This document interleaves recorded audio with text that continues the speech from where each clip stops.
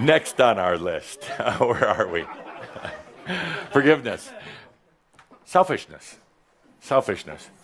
Who said that selfish was bad?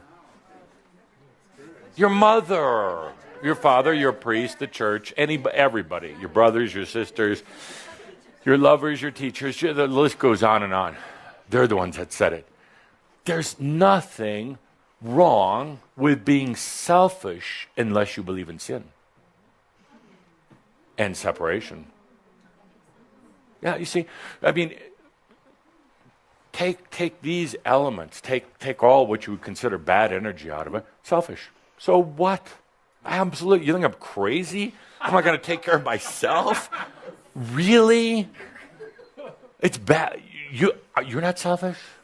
Really? You should be. And wipe that stupid frown off your face if you were. And get you out of the poorhouse. It's good to be self-focused, self-full, self-loving, self-joyful, self-abundant, selfish. But you see, this word has such impact to it. Oh, she's so selfish. It's made to be bad. Made to be bad. Yes, and people give you examples. Well, she's so selfish, she didn't care about anybody else. Duh. Next. It doesn't have to have a bad spin to it. It is a standard. It is the standard. When we were out there the other day in the astral earthbound realms on our Halloween dream walk, you were terribly selfish. Terribly selfish. Because you were only being yourself, radiating. We weren't trying to change anybody. You didn't bring Goodwill biscuits out there for anybody. You didn't bring Gideon's Bibles to hand out to all the lost ones. You were very selfish. You just came out there for you, in your presence. Now, that's magnificent. Let me reframe that. You were incredibly in your I am for once. You were radiant. You were light. You were being yourself. You were letting your light shine without all the overlays, without all the other stuff on it. You were being yourself, and yourself is a beautiful thing. The self, the I am, changed those realms. You didn't go out there necessarily trying to change. But it did, because you were yourself. Well, let's do a forgiveness on all the old energy around selfish. And from this moment on, I put a good energy on that. A pleasing, joyful energy on taking care of yourself, loving yourself. Hardest thing a human will ever do, and the greatest thing a human will ever do, love themselves. Easier to love somebody else, of course. Easier to give yourself 100 reasons not to love yourself because you've been a sinner, of course, and separated yourself from God. Is he pissed? But once you do the forgiveness, basically saying that wasn't me. Really, it wasn't me. It wasn't the I am. That was an expression, really screwed up old expression, but it wasn't the I am. So, selfish, self-full. If you want to change the word a little bit to make it a little bit more palatable, self-full. Be proud of it.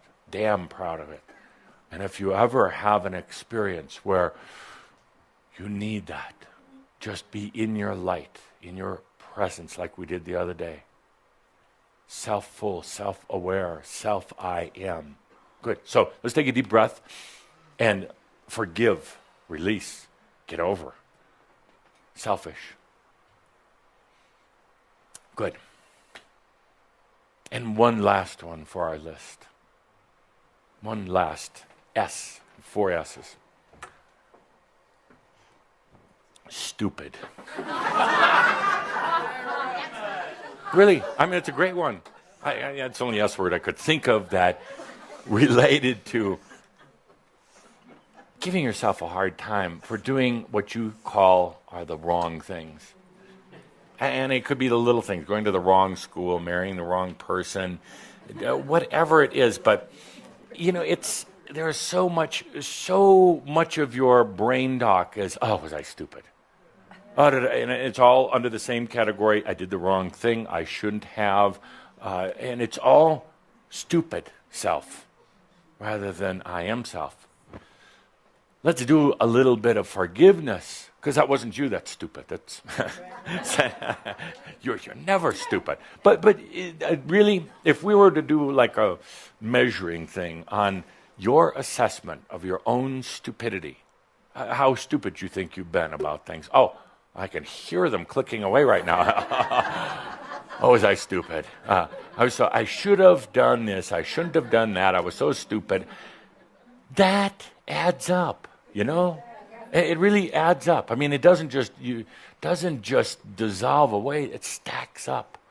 And for every boy was I stupid, it creates energy blockage. And you're not stupid. There's nothing stupid. You're in the midst of experience. You're starting to understand that you can choose your experience, how you want to have it, how you want to become enlightened. You want to do it the hard way, like the old masters, or the easy way? Don't answer me. I don't want to hear. Easy way.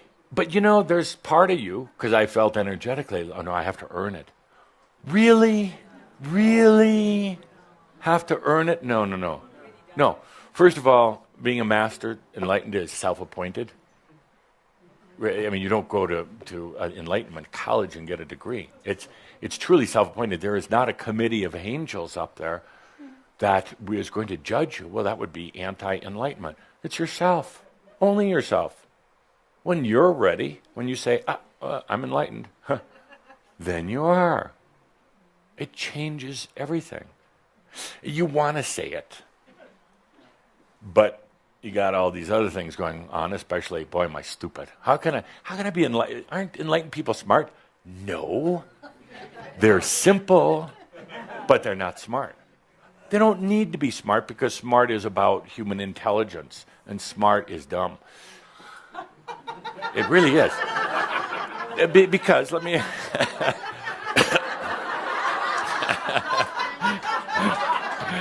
You're trying to go for an Adamus award, and there's no more money left in his pocket. No, because human smart or intelligent means you're going to try to perfect your humanness, and it can never, ever, ever happen. You really can't.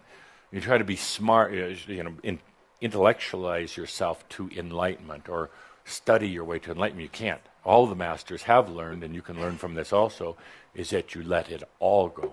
All the teachings, all the beliefs, all the machio, everything, you let it go. You simplify, you let go of being smart, and suddenly, I'm enlightened. The smart, the trying to perfect yourself, trying to figure it out, you never will.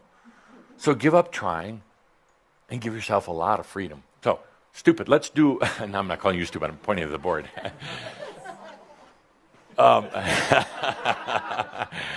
Charming. So let's do forgiveness, which means that wasn't me. Let's do one about, boy, was I stupid. Because you're not. You're not smart either, but you're not stupid. You are the I am that I am. Let's take a deep breath. Never done anything stupid. Conversely, never anything smart. Really. So let's take a deep breath and let's forgive that. Let's release it. It wasn't you. It was this odd thing that really isn't you, but an odd dynamic that was talking in your ear. All these are odd dynamics talking in your ear. They're tapes that go on and on and on. You have old voices, a lot of old voices. They're programmed right in, thanks to mass consciousness. Programmed right in there. They're programmed deep into your aspects, into your past lives, which really aren't yours. They are actually programmed into tomorrow. Already there are tentacles. Tomorrow. Programmed in. All of the voices are already there, waiting for you to wake up tomorrow so they can start chatting again. The only reprieve you get once in a great while is in dream state. Once in a while. But then you don't remember it. You don't remember going to some of these amazing dimensions where you're free of those voices because the voices flood it out before you ever get back. Oh, it's one of the saddest things as I watch you go out there. Some nights you get into the really high realms. Amazing. And that's when you're really, really expressing as you. And then as you're coming back in, kind of like the space shuttle, kind of making its re-entry, saying to yourself, I'm going to remember. What was I supposed to remember? And you got all these voices. Nothing happened while you were out there. Focus, you got work to do today. You're stupid. You're a sinner. Selfish little bastard. And you're separated. You're separated from God. You have to make your way back. The voices start talking. Blah, blah, blah, blah, blah, blah, blah. Truly, stop for a moment.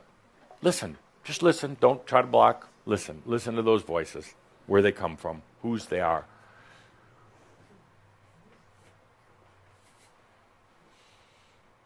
And not yours, really. Now, sometimes you like to think they are because you're a sinner. But they're not yours. They're programmed in there. They're just there. And they repeat over and over. And, they cause this terrible thing called doubt. And get your energy down, keeps you uninspired, makes you just wish for stuff. That doesn't happen. And it gets you really depressed, and it affects your body. We're going to change that. There is a new voice. It's already there. Already there. You don't have to buy it. You don't have to read a special book or listen to a special program. It's already there. Always has been. You just haven't heard it. And it's a quieter voice because it's more real. It's more you. It's a balanced voice, and the voice that speaks the truth, not the S's, not these other things. It's a voice that's been waiting for a safe space and a quiet moment. It's the new voice of freedom. The new voice of freedom. Listen to it for a moment. Doesn't sound like or feel like any of the old voices. Listen to it for a moment. You may not even hear words because it's really a feeling. It's a resonance. Remember when we went on the dream walk the other day, for those of you who went? We didn't speak. We radiated, illuminated, inspired, but we didn't talk words. So listen for a moment. Take a good deep breath. It's the new voice of freedom. It's in your belly. It's in your arms. It's in your feet. It's in your heart. It's actually not in your head. The new voice of freedom isn't somebody else's, not mine, not spirit. It's that voice, that resonance that's been there the whole time. Every once in a while you get a glimpse of it, but then after a few seconds or minutes or days, you get pulled back down into mass consciousness, into yesterday and today. It doesn't let you out of today. It doesn't let you go for the dreams, these other voices, the old voices. With this new voice of freedom, not even new. It's a voice of freedom.